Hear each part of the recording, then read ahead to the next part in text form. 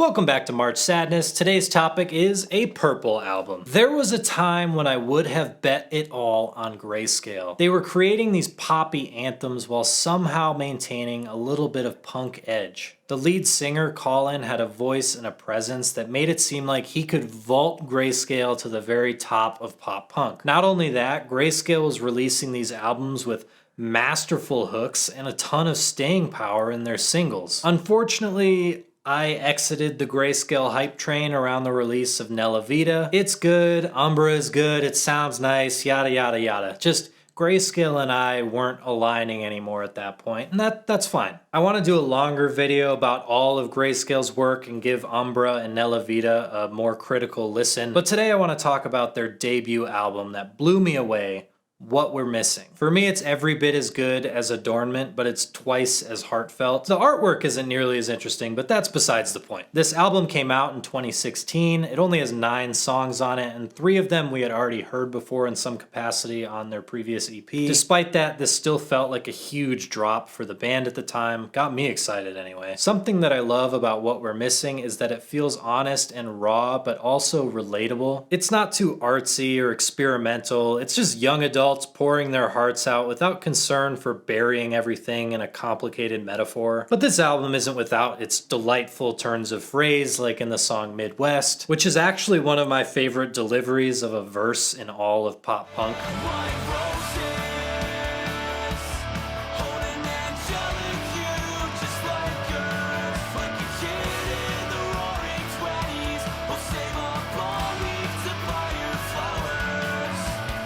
Colin's vocals are slick and strong and much deeper than we usually hear in the genre. And the guitar tones are easy on the ears. It's a sound that never veers towards anything anti-mainstream. For me, it has a bit of a clunky start with the song Tense, which is a good enough song but sets up the record on false footing with its harsh vocal performance at the end. That is super nitpicky, but this is just the one song where I'm like, eh. The rest of the album, though, in my opinion, is just hit after hit after hit. Palette has this unforgettable hook and chorus, and we really get a feel for Grayscale as the band fully commits to this melody.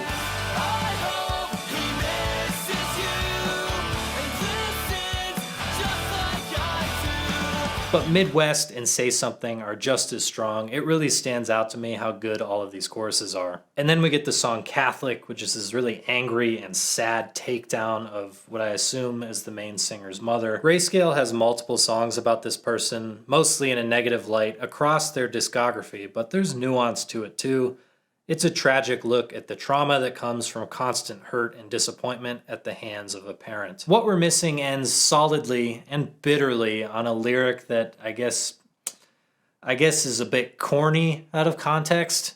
I'm nothing to no one, I'll never be what you want. I swear that there's depth elsewhere on this record, it just finishes off at the shallow end. And upon revisiting this album, what really stands out on What We're Missing is the hooks. After all these years, they are still grabbing me with every chorus. And the lyrics hold up for the most part. It's about working through stuff as a young person and the experiences that the band was having at the time. I don't want to fault them, and I think being this early in their career explains some of the more ham-fisted lyrical choices. It's an album that I'm always gonna have a soft spot for. It's been really fun to revisit What We're Missing. Make sure to let me know what you would pick for this March Sadness criteria, a purple album in the comments, and I hope to see you tomorrow in the next installment of March Sadness. Here's the schedule, and I'll see you then.